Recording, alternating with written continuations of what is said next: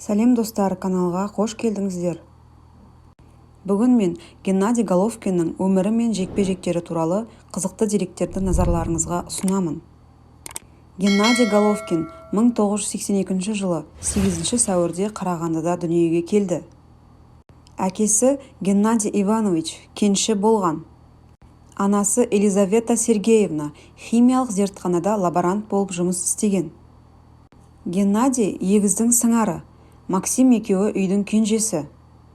1990 жылы Вадим, ал 1994 жылы Сергей есімді ағалары әскерде қайтыс болған. Олардың қазасының себебі әлі күнге белгісіз. Ағаларының қазасынан соң Гена бокспен айналысуға бел буған. Ата-анасы егіздерді бокс үйірмесіне береді. Ал Головкин бала кезінде баскетбол мен футболды жақсы көргенін айтады. Егер біреу бір нәрсеңді тартып алғысы келсе, оған қарымта қайтарудан ешқашан қорықпа. Ағаларының осы өсиет сөзін Гена өз сұхбаттарында жиі қайталайды.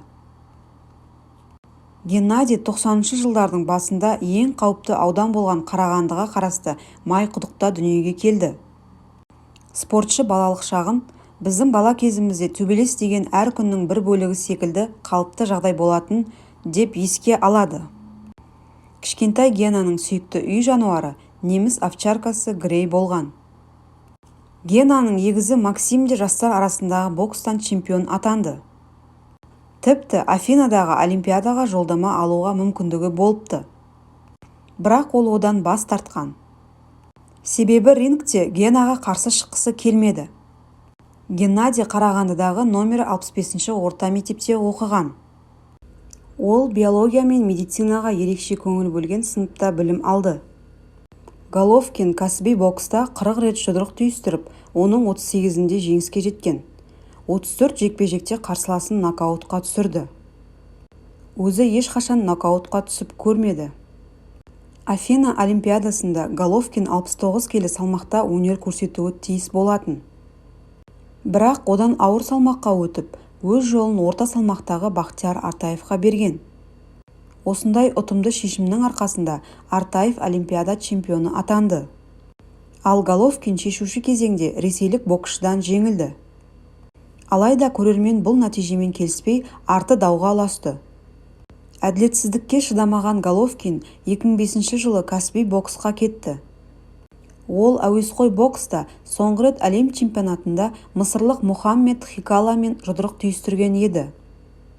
Сол кезде Головкинге мысырлық тараптың өзі қазылардың шешімі бізді де таң қалдырды деп басу айтты. Кәсіби боксқа кетуінің тағы бір себебін Головкин қолдаудың болмауымен түсіндірген. Командамдағы бірде-бір адам қарсылық білдірмеді, әділетсіз ғой деп айтпады. Сол кездері универсум бірнеше ай бойы ұсыныс жасап жүрген болатын. Ақыры олармен келісімшарт жасаймын деп шештім. Өзімнің кәсіби боксқа кететінімді айтып, бір күнде бәрімен қош айтыстым, деді Головкин. Кәсіби бокстағы Головкиннің тұңғыш қарсыласы өте тәжірибелі боксшы 41 жастағы венгр Габр Болак болды. Оны Гена нокаутпен ойсырата жеңді. Габр жарты жыл бойы емделіп, есін әрең жинаған. Головкиннің нокаутынан көп уақыт емделген екі боксшы бар.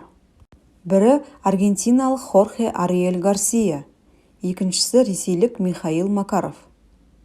Гарсияны біздің спортшы 2006 жылы қазанда нокаутқа түсірді.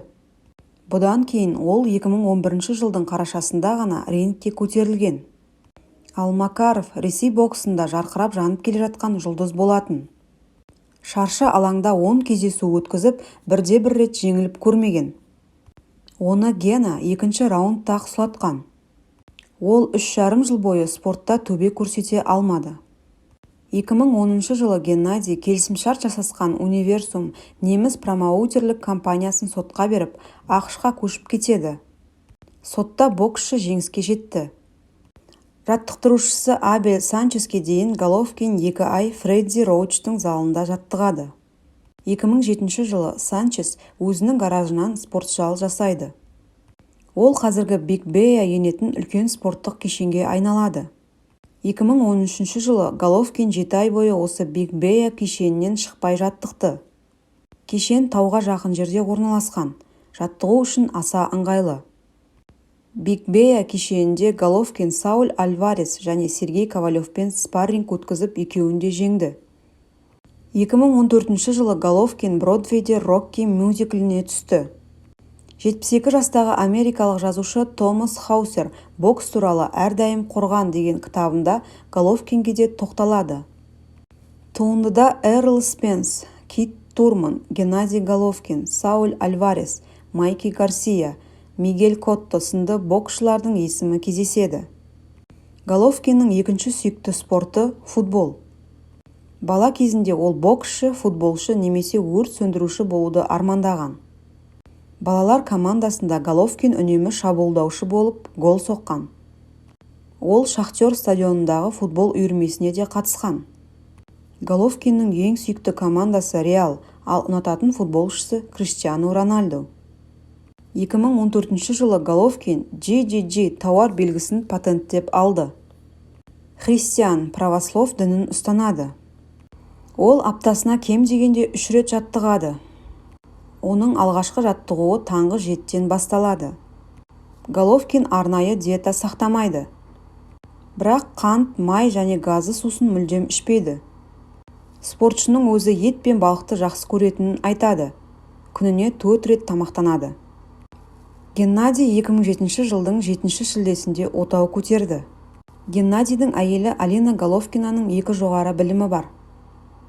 2 шет тілін меңгерген. Бірақ ол карьера емес, отбасын бірінші орынға қояды.